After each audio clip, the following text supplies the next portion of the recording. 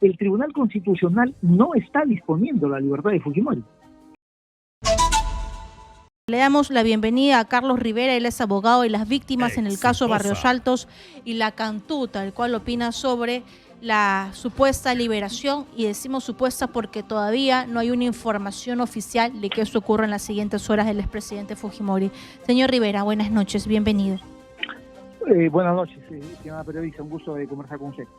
Muchas gracias. ¿Cuál es su opinión, por favor, de lo que ha resuelto el Tribunal Constitucional de aceptar el habeas corpus? Mira, a ver, lo que ha emitido el Tribunal Constitucional, para comenzar, no es una sentencia de habeas corpus. Es un auto aclaratorio ante dos pedidos de aclaración sobre la sentencia que se emitió el 17 de marzo del año pasado. Un pedido de declaración del procurador del Poder Judicial y un pedido de declaración del propio abogado del señor Alberto Fujimori.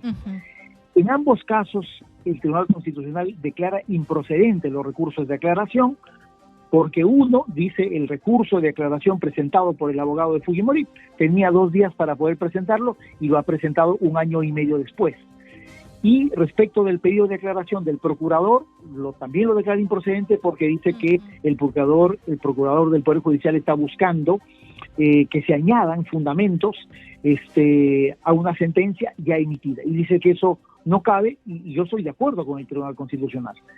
En el segundo punto, que creo que es lo que ahora se pretende de alguna manera utilizar para sorprender a la opinión pública, el Tribunal Constitucional no está disponiendo la libertad de Fujimori. Simplemente está disponiendo que el expediente de habeas corpus sea remitido al juez de habeas corpus, que en este caso entiendo que es un juez penal de Ica, ¿ok? Dice, para que proceda conforme a sus atribuciones. ¿A qué atribuciones se refiere el Tribunal Constitucional? Exitosa. Hubiese sido bueno que el TC emita un pronunciamiento, digamos, mucho más claro del que ha emitido, porque si hubiese querido liberar a Fujimori, como corresponde, ¿no es cierto?, como hemos visto en múltiples resoluciones judiciales y del propio Tribunal Constitucional, cuando se dispone la libertad de una persona que está sometida, digamos, cumpliendo una condena del Poder Judicial confirmada, digamos, no puede emitirse una resolución como esta, ¿no es cierto?, que como que entre líneas yo interpreto que está disponiendo la libertad. Los mandatos de libertad tienen que ser necesaria y obligatoriamente expresos, claros, específicos, con el nombre, con el apellido de la persona. Así es. Y esto en esa resolución yo no lo encuentro porque le estoy leyendo en vivo. Sin embargo, lo que dice la defensa legal es que va a salir en las siguientes horas, que ya fue notificado. Mira, además hay un voto singular del magistrado Monteagudo, que creo que básicamente coloca en la real dimensión y da cuenta del verdadero problema que estamos enfrentando con esta resolución. Y es que el Tribunal Constitucional de repente se olvidó de la existencia del derecho internacional de los derechos humanos y se olvidó que hay resoluciones y sentencias de la Corte Interamericana, ¿no es cierto?, relacionadas de manera específica y directa al caso de Alberto Fujimori en el marco de las sentencias de los casos Barrios Altos y La Cantuta. Sobre eso, que hubiese sido muy importante que se pronuncie el Tribunal Constitucional, el TC no dice absolutamente nada, ¿no es cierto? O sea, simplemente se salta con una garrocha disposiciones que provienen de un tribunal internacional que ya en su momento, inclusive respecto de la sentencia del 17 de marzo del año pasado, recordemos que la Corte Interamericana emitió una medida cautelar que dijo que el Estado peruano no podía liberar a Alberto Fujimori porque ese famoso indulto se había emitido sobre la base de un desconocimiento y de una vulneración de normas internacionales y además de los propios estándares que la Corte Interamericana ya emitió el año 2018 en el caso Barrios Altos de La Cantuta. ¿Y cuál es la diferencia con lo que ocurrió en marzo del año pasado, que Alberto Fujimori iba a salir, pero finalmente la Corte Interamericana de los Derechos Humanos se pronunció y esto no pasó, jamás salió en libertad? Exactamente. ¿Por qué razón? Porque ya en mayo del 18 la Corte había emitido una larga resolución de supervisión de cumplimiento y en la que había dicho: no nos oponemos a los indultos humanitarios, pero sí, tratándose de condenados por graves violaciones a los derechos humanos o crímenes de lesa humanidad, los estados tienen que cumplir estándares como el perdón público, ¿no es cierto?, la colaboración en el esclarecimiento de los hechos, la ubicación de los restos. Y le pregunté si en todo caso saliera en libertad, se va a cumplir con lo que ha pedido la Corte y lo que han pedido las víctimas, el pedido de perdón y el pago de la reparación civil, y no me dio una respuesta clara. Me dijo, yo veo la defensa legal. Ya lo que decía la familia le corresponde a los Fujimori. Mira, en realidad acá no hay un tema de los Fujimori, acá hay un condenado que, como siempre lo hemos dicho, desde el año 2009 en adelante, si Fujimori tuviera la disposición de expresar un pedido de perdón público a las víctimas y a sus familiares, me parece que otra sería la discusión. Pero lamentablemente eso no ocurre, y más bien lo que se quiere hacer es sorprender a la opinión pública, sorprender a los tribunales de justicia, con indultos absolutamente irregulares, como se acreditó el año 2018, cuando Pedro Pablo Kuczynski le otorgó un indulto que fue nada menos que el resultado de un arreglo político con la bancada que en ese momento tenía Keiichi Fujimori.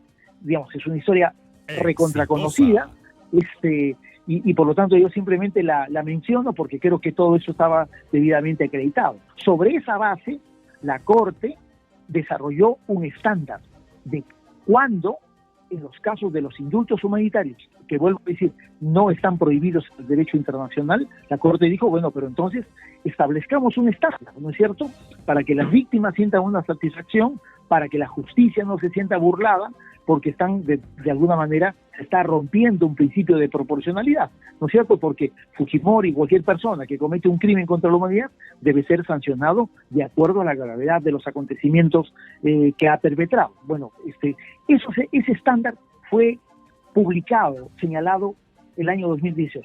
Cuando sale la sentencia el año pasado, la Corte dice, oye, disculpa, Estado peruano, pero tú no puedes seguir incurriendo en una grave irregularidad y desconociendo mis propias resoluciones.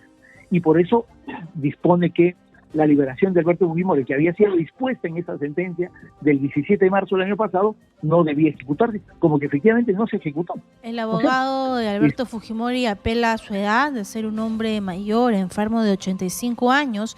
Sin embargo, esta noticia, mi primera reacción fue, ¿es otro indulto? Porque recordemos que la Corte dijo, si ellos piden otro indulto y si tiene el debido proceso, podría ser aceptado.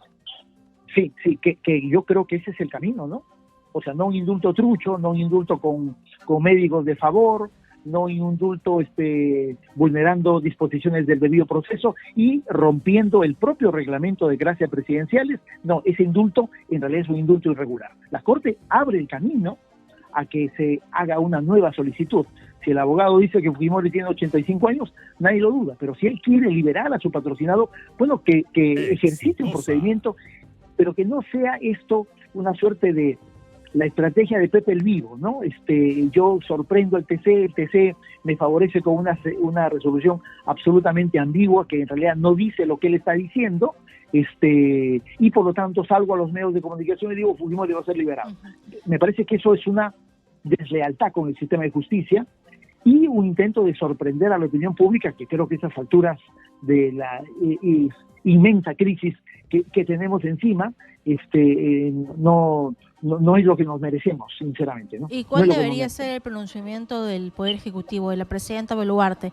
Eduardo Arana también ha sido tomado por sorpresa con la noticia y nos ha pedido un tiempo para poder leer esa resolución, ese auto aclaratorio sobre la sentencia de marzo del año pasado, para dar una opinión, porque él también trae a memoria que nosotros hemos acatado una decisión de la CIDH, de la Corte Interamericana de los Derechos Humanos, y no queremos entrar en conflicto y poner en una balanza que pesa más lo que dice el TC o lo que dice un organismo supranacional. ¿Qué debería pronunciarse el gobierno de la presidenta Boluarte? Mira, en realidad en un tema como este, que es un tema de carácter jurisdiccional, en realidad el Ejecutivo no tiene una opinión de carácter relevante, más allá de un comentario político. No, en absoluto. En realidad me parece, además, a estas alturas de nuestra difícil historia, la intervención del Ejecutivo yo creo que puede simplemente contaminar un procedimiento que debe quedarse en el ámbito jurisdiccional, que es donde comenzó y donde debe terminar. Pero el ámbito jurisdiccional no solamente es el juez penal de Ica. El ámbito jurisdiccional dentro de nuestro esquema constitucional comprende también los tribunales supranacionales como el de la Corte Interamericana de Derechos Humanos, ¿no? Que es lo que el TC de manera increíble simplemente ni siquiera menciona. ¿Usted se siente entonces confiado de que Alberto Fujimori no va a salir de prisión en las siguientes horas? Mira, no debería, no debería, porque en realidad lo que pareciera que el abogado está pretendiendo hacer es que el juez penal de Ica, que hasta donde recuerdo declaró infundado el habeas corpus, ahora emite una sentencia declarando fundado el habeas corpus. Ya, eso me parece que no tiene sentido, ¿no? Ahora veremos cuáles son las decisiones, pero digamos sí nos interesará seguramente hacer de público conocimiento nuestro punto de vista, y te agradezco infinitamente la llamada, para poder colocar, como se dice, los puntos sobre las IES. Y si eso pasa, ¿cuál es el siguiente camino, señor Rivera, si Alberto Fujimori sale? Lamentablemente el camino está marcado y tendríamos que ir nuevamente, por tercera vez, a la Corte Interamericana a desarrollar un proceso de supervisión y cumplimiento. Y sí hay que mencionar algo respecto a ese tema, y es que la Corte Interamericana sí es un tribunal internacional de derechos humanos que tiene una jurisprudencia predecible, es decir, la Corte no emite vinculantes con el Perú, porque entiendo que ese es un eterno debate.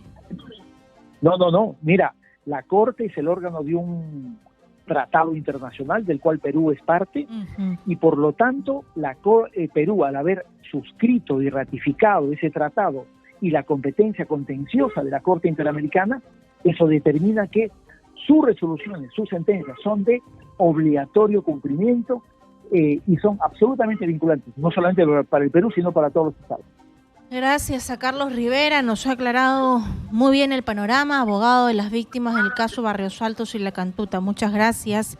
Respecto a este auto aclaratorio sobre la sentencia del 17 de marzo del 2022, donde Alberto Fujimori nuevamente pidió ese indulto humanitario para salir de prisión, a la expectativa de lo que pasa en las siguientes horas y a la expectativa del cumplimiento de lo mencionado por el abogado de Alberto Fujimori, Elio Riera. Vamos con la siguiente.